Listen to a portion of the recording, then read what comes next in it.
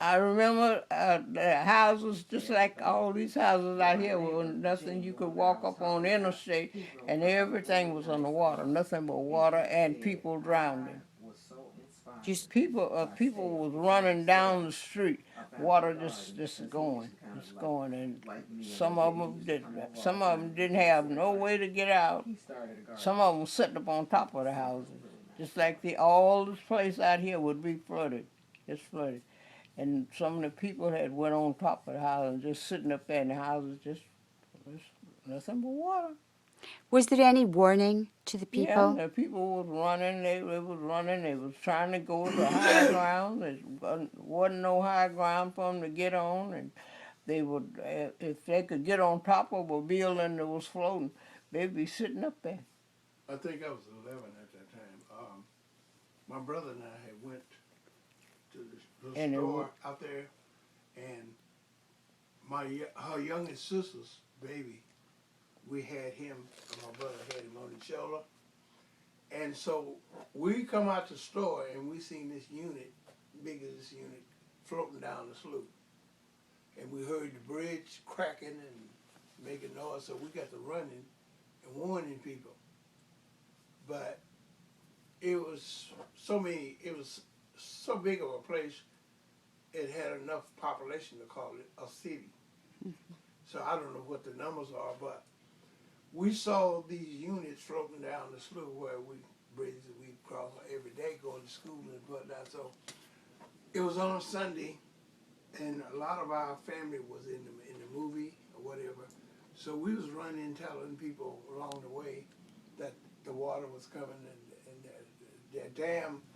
the dike, they had kids and teenagers stacking sandbags, and they said that it wasn't much danger in the flood happening.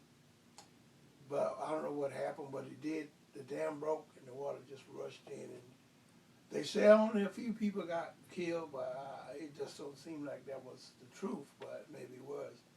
And so we lived about a block from the interstate. Mm-hmm. We live on Denver, just about a block away, so we was able to walk up on the hillside and escape the water. If we'd have stayed there overnight, because the water did go all the way over interstate and come over by the racetrack where the horses are. So the water climbed the interstate hill and went all the way over to where the racetrack was. So that happened overnight.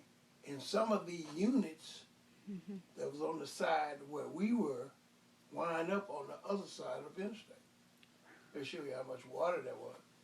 And so we spent weeks trying to locate our relatives, especially the ones in the movies, because they were no way for them to get home. So we didn't know where they were or who picked them up or where they went or nothing. So they went a different way to escape the water. But it took us a week to find all of them about. So we went to varsity school. They put a bunch of us, I think they let school out early, a day or two, because school was about to kind of get out anyway. So we went to varsity and stayed there maybe a week or so. And all the barracks down in Swan Island, where it used to be a Navy yard, they fixed those places up where they had little apartments. So we moved down there stayed down there for, I don't know, maybe a year, half a year.